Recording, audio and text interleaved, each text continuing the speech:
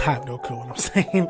What is going on, guys? And oh my god. Okay, Narcos season 2 was absolutely amazing. I mean, back-to-back seasons. Season 1, then leaving off season 1 and just really going right where we left off from season 1 to season 2. Beautiful. It was very beautiful. It was a great season to really showcase the downfall of Pablo Escobar, the man who was feared in all Colombia, who had men everywhere, who had the people by his side. And season 2 really delivered on the rise, still the rise of Pablo, but then just the fall hard of Pablo Escobar. This guy was the Billy the Kid of our era. This guy would slip through the fingertips of the DEA, anybody who tried to get him, from Carrillo. This guy was slippery, man. He had eyes, he had guns, he had money, but all that money went. Those guns were less, and the people turned against him because of his actions. And I think season 2 really showcased that. And this is actual historical events, but what season 2 does and what Narcos does great is it really channels these characters, and the acting is stellar. Wagner Moura as Pablo Escobar, hands down, will be one of the greatest villains on TV of all time. I mean, you have Bryan Cranston as Heisenberg, which was fantastic. You know, Bryan Cranston, Heisenberg, Breaking Bad, a man who was just simple-minded. Nobody thought he could become a criminal, and then he became a criminal. Pablo Escobar, a real figure, a real person. But Wagner Moura took this person, and instead of being, I mean, he was a piece of shit in the season, and he was a piece of shit in Narcos. This is, Pablo Escobar did a lot of evil things. But to take this and say, and to just give this character layers, because at the end of the day, he's a monster, but yet he is somewhat, he still has a little bit of human inside of him. And what I mean by human side of Pablo is he does exactly what we do. He eats, he sleeps, he shits. He has a family that he loves. He cheats on his wife. He is still a man. He is not a god. He is not apparently he's a legend now with the pulp culture, but he was never more than just a man. And I think Murphy really said it best towards the end of this season. The acting is just stellar. I mean, Wagner Moura is just amazing. He really did bring a lot of elements to this character, to not even this man that we know and who is real. He really brought a lot of the human side to it, and I think that's what you need. The great thing about Narcos is the only person who can really make you think about a real low life and really either sympathize with him or really kind of relate to him or just have some aspect of emotion towards this person who's a criminal, a gangster, is Martin Scorsese. Martin Scorsese does it like no other. Okay, Goodfellas, Casino, and Wolf of Wall Street.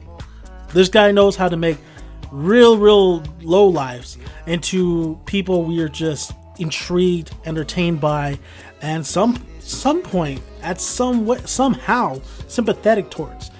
With Pablo Escobar, we're never too sympathetic with this character, but we understand that he is a monster, but yet he is still human. He still makes human mistakes. He still makes mistakes. He still has anger.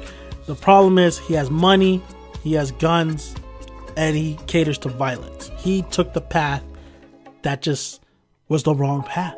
It is the wrong path. So Narcos, what it does with these characters, and it's not only just Pablo Escobar. You had his whole crew. You had Los Pepes of this new kind of villain coming after a villain. Villains coming after Pablo Escobar and working with Javier. Javier, somebody who is shady. If you think about it, he is very shady. Not only shady, he crosses that line and gives Los Pepes information, even though Los Pepes, he let the wolves run around the streets full of people. And he gave everybody, he gave them the information to do so. A lot of people died. But you had characters like La Cueca, whatever his name is, Diego Calero, I thought he was a great little weasel. I thought all his jabbing about, the boss, loyalty, like all that. I thought the actor did a fantastic job making him just like that and making him a little weasel type person. Lemon, the actor who played Lemon, was great as well. At first I was very sympathized. I was like, this was like a guy who was just, a nobody. He was just a taxi driver. He taxied whores all around. He was just living somewhat of a life. He knew a lot of bad people, but he never really got too far deep into it, and then he gets too far deep into it. This is a person I think a lot of people were kind of like, okay, he's okay in the beginning, but then absolutely just dislike at the end. So Lemon was an interesting damn character. Not only that, you have, of course, returning people as Boyd Holbrook, as Steve Murphy. I like this guy. I mean, sometimes you could tell like his acting could be so much better, but I like Steve. I like him. I like him as Steve Murphy a lot. And when he's doing his narration, I think his narration is really great. I think when I'm watching the show, I can think of Boyd as Steve and just narrating this whole show. But the one who really I absolutely loved out of these two and his partner, Pedro Pascal, as Javier Pena. Javier is absolutely, I like this guy a lot. I was worried about him throughout the whole season, but the decisions he makes in this season, it is really him. He overshadows Steve. Steve does do the raid towards the end of the season, but Javier, the decision he makes, the things he does is very compelling, very just awestruck, and you're like, what do you do in that situation? Do you do exactly what Javier does? So, I mean, Javier was definitely a pivotal character in the season, and the actor playing him just really conveyed those emotions perfect in the season. Connie wasn't too much in this series. I thought she was fine in the overall aspect of the whole season. There wasn't really anything she could do. I mean, it's not like she's after Pablo Escobar. It's really all about the people who are after Pablo Escobar. It's about Carrillo. I love Carrillo. I love this actor who plays Carrillo. I think he, aka Frank Castle, aka the Punisher, Carrillo, was somebody that I really liked in season 1, and then he makes his return in season 2 in just a crazy manner, and I couldn't believe what they did I couldn't believe what happened to Carrillo through this season. And I think it was just that one particular episode, my jaw was on the floor. There's moments in this series where I'm just like, damn, shit, he's gonna do this. That was me through the whole series. I mean, I absolutely was entertained. I binged watched the shit out of this. I worked and I said, I gotta get at least 4 episodes in this, because Narcos is definitely something. It's taking over the world. It's a pop culture hit. It's absolutely, the acting's fantastic. The locations, of course, are fantastic. The direction's fantastic. There's a lot of rooftop action that's going on, a lot of rooftop chases, a lot of suspenseful moments. They play the tense moments so well because you don't know what Pablo's going to do. There's a lot of emotional, sad moments throughout the season. There's a lot of what this series does fantastic is it really brings out different emotions as you watch through both the seasons. So I think Narcos season 2 delivered in all fronts. I do think it's even with season 1, because season 1 was just as amazing, but what season 2 brought to the table was more of a despair, was more of scenes, really somebody hitting rock bottom and trying to trying to survive as much as they can. What season 2 really brought was the survival aspect and the hunting aspect. You had hunters wanting Pablo Escobar, and then you had the survival angle of Pablo Escobar wanting to live, not really for himself, but yeah, for his family. And that's what it was all about. It's about familia. Who do you trust and who do you don't trust? And there was a lot of men who distrust Pablo, didn't trust Pablo, just absolutely walked away from Pablo, and there were some men who were loyal as a dog who would die for Pablo. And Pablo himself believed he was such an egomaniac. He himself thought he could take over the world, when yet this is what Narcos does best, showcasing a monster who thinks he was a god turned to be a human, just a normal human. if you want to see something just like Narcos, which I absolutely thought they were going to have a small appearance, which I actually absolutely would have loved, a cameo with Johnny Depp as Georgie Boy, George Young, that would have been amazing. But it did not happen.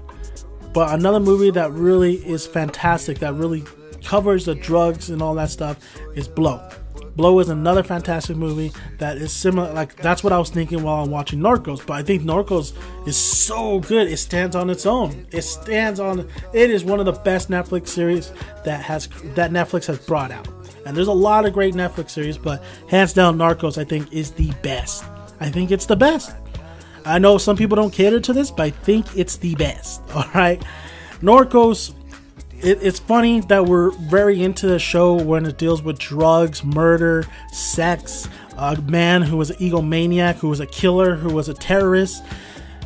That is the same fascination I think we have with Scarface, with Tony Montana, the power, the money, the drugs, the women. I think that's what we are very fascinated and interested in, is people who gain all this and the lessons that bring to it the downfall of everybody who has this. What's crazy is that there is a cartel, the Cali cartel, and in here they take Pablo Escobar. They take on Pablo Escobar. They fuck him over really bad. Miami, New York, I mean, they fuck him over really bad. But what's crazy about them is they're so low key, and that's what it is. The people who are in the shadows are more dangerous than the people who are in the limelight. So I think there was a lot of great villains, a lot of great elements, a lot of shocking deaths in this season, but absolutely fantastic season. Netflix's best show, in my opinion. It really does, as much as we cater to the entertainment value of Narcos, it is a lesson as well. I think at the end of the season, I really came away with, this is what happens. Either you go out that box and you go do the wrong path and you get yourself into just deeper and deeper shit like Limon, where it's all gone. It's all gone. You I think you'll probably realize towards the end, like, you chose the wrong damn path. Everything that leading up to this point, you're like, did I really need to go this way? So I think what the life lesson is this, man. Do you want to go that way? Or do you want to live? And do you want to be with your family? Do you want to be loved the right way? But absolutely fantastic series, though. Absolutely fantastic. Stellar performances, action, tense moments, soundtrack, amazing. And the cliffhangers towards each and every episode were fantastic as well. Thank you guys for listening. Narcos Season 2 is on Netflix. If you haven't seen this series yet, what is wrong with you? Check it out. Give it 5 episodes. And if you can't get into the 5 episodes, that is absolutely fine. I know Netflix has another hit on as Stranger Things gets to Season 2, but I hope Narcos gets to Season 3, because I will still be engaged and entertained by it. Even though with a lot of the blood and the carnage, I think it is definitely something that there's a lesson. There's a lesson in this series as well. So, I'm Dan Megan Son. Thank you guys.